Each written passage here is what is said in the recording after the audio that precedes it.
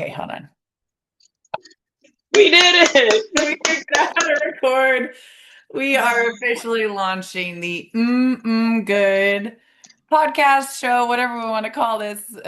We're just organically riffing off, having some good conversations. Our tagline is good humans, good talks. And that's what we're here to do. We found that there's also a lack of short podcasts. So we want some good bite-sized content to be able to put out there. And Mel and I have been friends for years. We are both very active in the CrossFit, fitness, personal growth space. We have some great conversations. We just felt like other people maybe needed to get in on some of like the wisdom, the fun things, the good topics we converse about. And so we decided to make an excuse to talk once a week. And for any of you guys who want to join along in the ride, you are welcome. I know one reason I got into coaching was actually to be the best athlete I could be and the best version of myself, and then just take as many people as I could along the way to whatever their goals were and see how far we could take them to. So I feel like you do a lot of the same thing, Mel. So yeah. Yeah, I think that you and I we've spent so many years, and what's I think is fun about our relationship is that we spent so many years apart. Like we don't live close to one another. You've always been in Oklahoma, I've always been in Missouri, and we've always kind of found a way to connect, whether that's once a year, twice a year, but just always kind of keeping track of each other. But when we get together, it is rich, like it is deep. It is, and it just looks like we pick up right where we left off, and it's like I have conversations with other people in my life about the conversations that I have with Mar, and I'm like thinking out loud of like, wow, this needs to be like, we need to record this stuff because what we're talking about not just matters to me, and I know it matters to you, but it's going to matter to other people in the space because I'm talking about like I'm being like, yeah, Mar and I talked about this like literally yesterday, so it's like one of those things that I think it could be really, really special. And we've kind of gone back and forth. I mean, I think we've been talking about starting this for, gosh, maybe a year.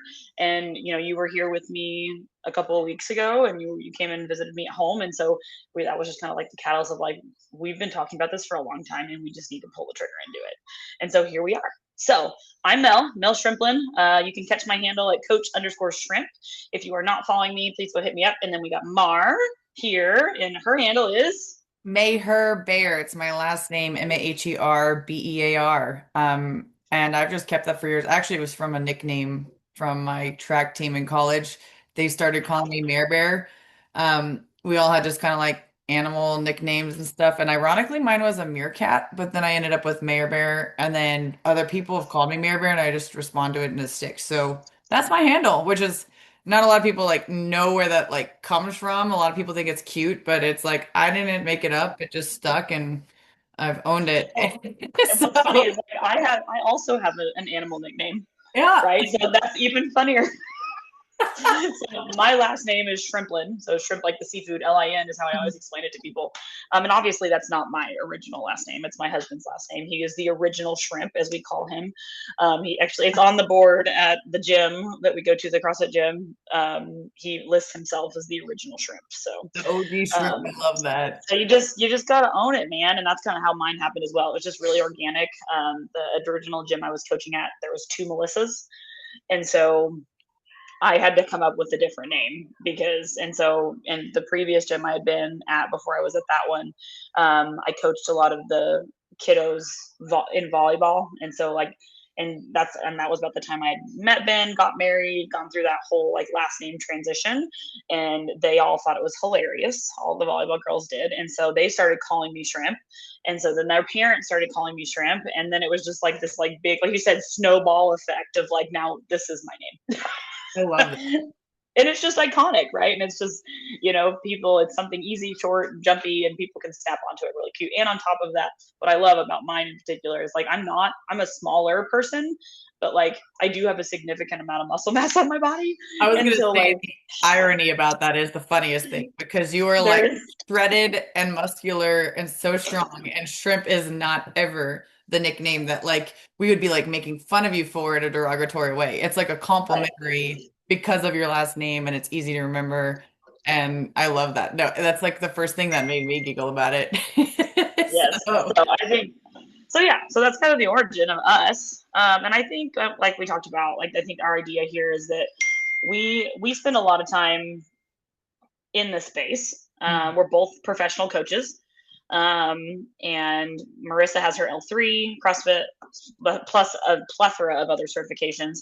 And I am working on my L3, working on my CSCS, and I have again a whole plethora of certifications. Nutrition being my real emphasis in mindset growth and personal growth. Wellness is kind of how I wrap it to people, and just really care deeply about people. And there's a lot of just noise in the space, and we really want to make sure that at least the people in our direct circle is they're getting some content that matters to them. Exactly. And then, yeah, the more lives we can touch, the better. But, if it's even just for us, we're going to enrich our own lives, which is also one of our secondary taglines, right? It's like enriching lives through conversation. Yep. I think fellowship. So Mel and I both have a faith, which we will talk about sometimes. I'm sure other times it may or may not come up, but it's such a deeply rooted part about our lives and something that impacts how we live and our values and our decisions. And so, um hopefully, and faith just tends to enrich our lives, right, and not take away from that. And so we just want to speak life into people, speak life into each other, and enrich others who want to be a part of this too. So that's just going to be a big place of where we come from. Yeah, I think that, and I actually was talking about this with somebody yesterday. Jesus is the reason why I live my life, and but you're not. I'm never gonna push it on anybody. I'm never gonna. I want to be the kind of person that welcomes everybody in, and there's no judgment here, because I have, it's like the plank in the eye. It's like I've got my own sin, you've got your own sin. It's not mine to judge. Um, and I think that we all have something to contribute or value. That's something that I'm talking a lot about and creating a lot of narrative for myself, and like my self narrative right now is being a contributor. It's something that I've found to be something that is up there for me on the value system. And it's like there's things that I'm finding that I didn't know it was above. Like, that being a contributor in my life is probably number one or number two in Yeah. my values hierarchy. And that's something that I didn't know about myself until probably the last since 2026. I've done a lot of deep digging, and I think there's always been like these shadows or signs that was important to me, but I didn't plainly see it or state it until recently, Yeah. which is wild because I've been on this journey for a hot minute. Yeah. Well, and I think so many things like evolve, and also certain things have to happen in your life to be able to understand your Yeah, for triggers sure. and your values and what matters most to you. Um, because of So like, we'll be talking about some of these things. yes, so I think this is actually gonna be a great topic for our second podcast. I think should be on values and the book we both Yeah. just finished. You just And finished it? You hadn't told me you oh, finished I it. finished it that day. Like I listen to things on 1.5 to 2 speed because of my Amen. ADHD and like hyperfixation on things, unless I just feel really foggy that day. And so I finished it in the drive back from Springfield. So Yeah, we, girl. and then I worked on my values with like ChatGPT and like other things, and like just getting it in a place that was like where I could go back and look at it. So Mm. also hot take, we both love using AI for personal Oh, help with things. There's yep. definitely boundaries, and we're like learning, but we are not afraid to use tools and new technology that matters or that can be Yeah. helpful, but that is what they are, and we keep them in their place. Like, it is a tool. So Is if that you a hot take? Is that a thing for are, people? dude, there's so many people that hate AI completely and like refuse to use it. Wow. And I think I we do need to just, evolve with the times and what yeah, tools oh, we have for sure. available. I think a lot of people are scared of it or think it's demonic. I've seen all sorts of takes on it. Wow. And I've I just figured I was a little bit on the slow train to get to it, but more of like I didn't need like a bot to chat to. Like, that's not like Sure. what I Yeah. wanted it to be. I wanted it, but then I love how efficient you can like Google something and get a more inclusive answer Mm, specifically to your question versus trying to type in something in Google that's way more broad. Then you have to click 15 links. It's just a more efficient way to learn, I think, that's about real, things for out sure. there. And I think it's been really great as like an extra journal type feature for me of Yeah, I use it for that for through sure. my self-awareness and my own emotions and like navigating of like and it's really funny. I used it as a tool when I first started dating people right after my divorce. I was like, are there any red flags? And I would like just like list everything. I was like, I am not missing red flags. Like Listen, I it had is the problems. processing speed. I read a book recently called The AI Driven Leader, and the processing speed, it's like we can't even fathom the rate at which it processes, pulls from all of these different Yeah, sources, like things we don't even know about. right. Like, and why would you not use that as a tool? I just don't understand. So one thing our listeners will and viewers will find out about me is that I am not connected to things like that. So like I don't know. I had no idea that AI was a hot take. So I Yeah. am ignorant when it comes to some of those situations. So when we get to the point where we're like talking to y'all about stuff and you're like, does Mel know? Probably not. Mel is not very well versed in the well of, unless it's like CrossFit. Like if it's not in my vein and in my lane, I don't probably know much about it. Yeah. So I and get I'm happy to be like, absolutely so. I get a little more exposure just being in like my sales job and like meeting tons of people from all over the place and viewpoint and backgrounds, ethnicities, wealth statuses. Um, so it's both a gift and a curse because like sometimes I forget other people aren't exposed to that and are not sensitive to certain things or even like understand like certain views or perspectives. And so that actually might be some interesting stuff we end up talking about is there might be some cool like lenses and perspectives that we get to go over just from some of that unique like Yeah, place because that like we get to be put in. perfect example was the other day I was uploading a reel to Instagram and like all of the trending music was like Miley Cyrus. And so I was like, why? And The so 20-year. I messaged my little girls group chat who has some like more like some younger Mhm. people in it. And they're like, yeah, Miley Cyrus released her like 20-year anniversary album today. And I'm like, oh, great. That's why. Yeah. Okay. Doing tons of like Hannah Montana anniversary stuff for Yeah, sure. well, that's the thing is, I was like, why is the music that I listen to, or almost kind of listened to when I was like a, upper teenage, I'm like, why are we listening to like Hannah Montana again? Because that's not like this generation. And they're all like, oh yeah, and I'm like, oh my gosh, okay, that's wild. But that's Yeah. an example of Yeah. things that I have no idea about. Yeah. But that's okay. So, I love the like naivety sometimes. It's refreshing. mhm. Yeah, so I think our goal here is just to kind of give you guys some entertaining, informational content. We want you guys that know us and love us to kind of have some opportunity to experience what Mara and I get to experience together when we spend time together. I think we'll have guests on at various times, depending on what we've got going on. We both have a lot of irons in the fire a lot of the time. And so our goal is to really just kind of give you guys some short, sweet content that you can take and just use. Mhm. Excited. So let's talk about how we Yeah. met and then we can kind of wrap up this one to keep it short. But I like Oh yeah, this is love a good story. I love our story, and so many people like ask about it because we do have I this like know. random kind of like sisterly bond of Yeah. like why, and it makes no sense because we do live so far apart. Well, to a lot of people, I think it makes sense to me. I do have a lot of healthy friendships like that, but at the same time, we have like a special like soul sister type thing, and it Hmm. started from the beginning. It wasn't even something that like evolved. No, Like it happened I from like agree. get go. So, yeah, do you want to start from your Yeah. perspective? So, yeah, I guess it was 21. I was thinking about this when you were here. It was 21, May of 21, and we were both at Honey Badger, the Honey Badger comp over at Joplin. At the time, I was living in Springfield, and you were still in Oklahoma City, and so we both kind of had come from a stretch, right, to kind of meet in Joplin and to see that comp, and that was my first indie comp, I think.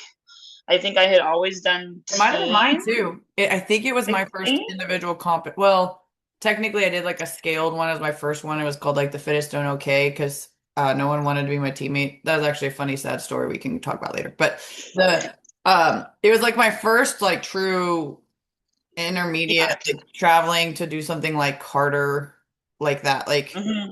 Yeah. um, and so and like traveling for it too.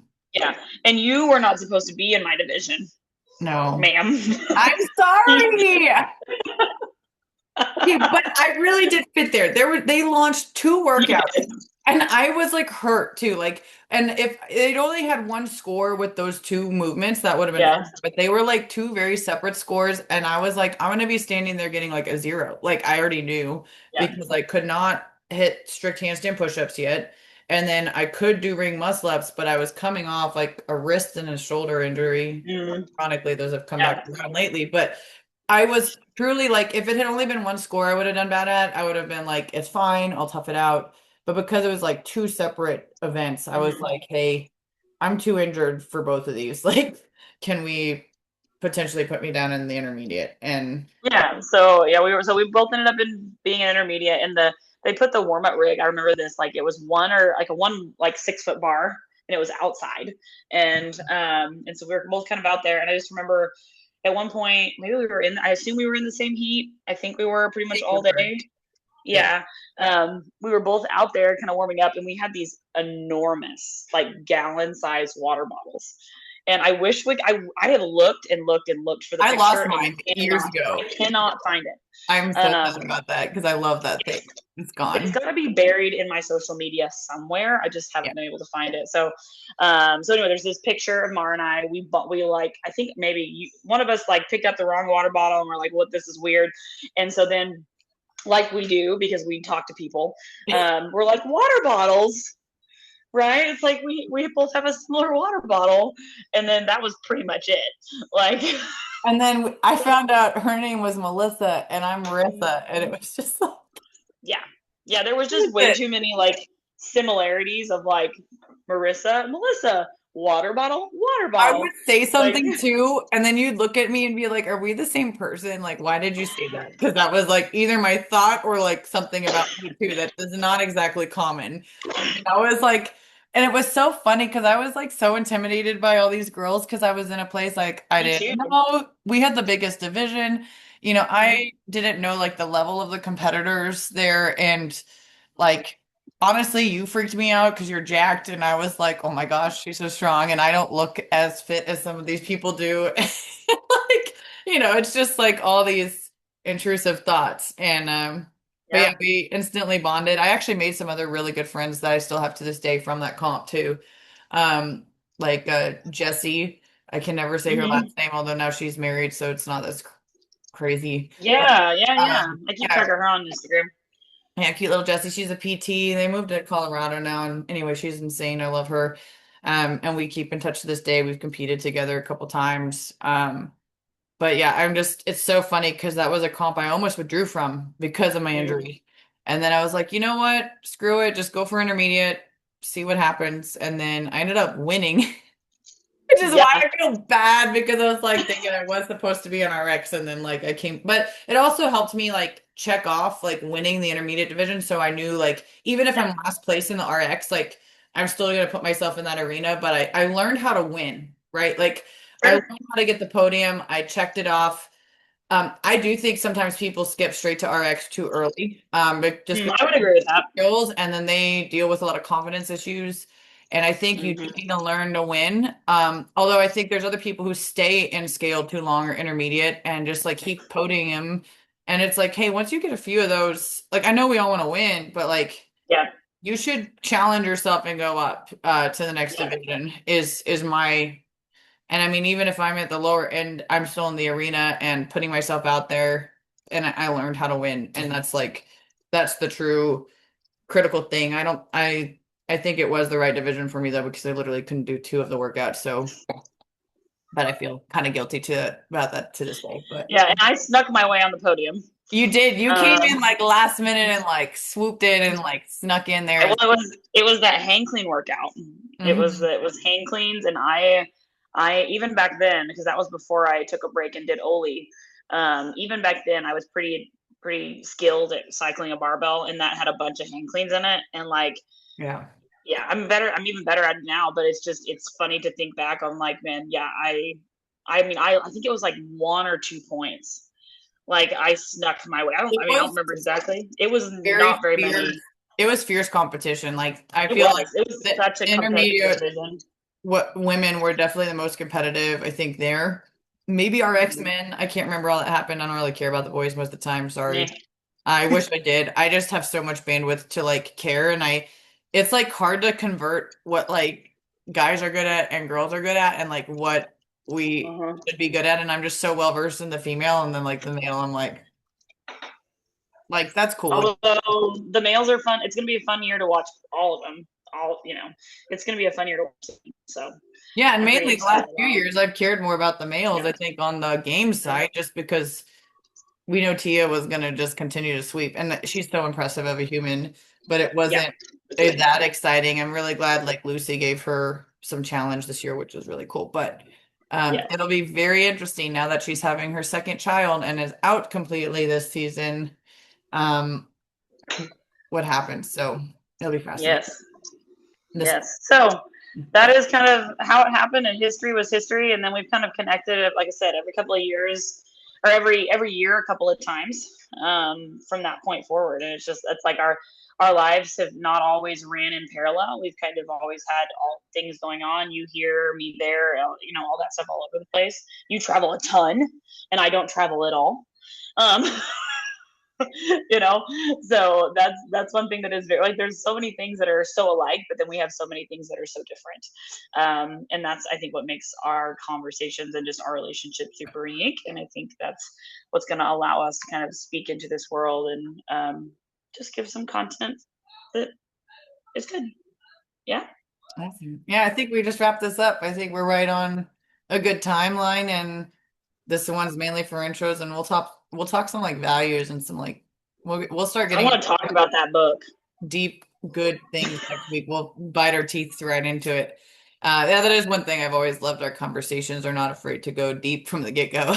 Yeah. So And apparently I've been told recently that I do that with a lot of people. Like that yeah, just happens. And I'm like, apparently that's just a skill I I do have. the Like, I same don't know. thing. And so where it's like, yeah, cool. When we get too deep people, we're going into some deep waters.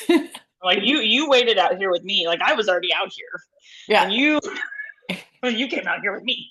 Yeah. So all right. Well, this is gonna wrap episode 1.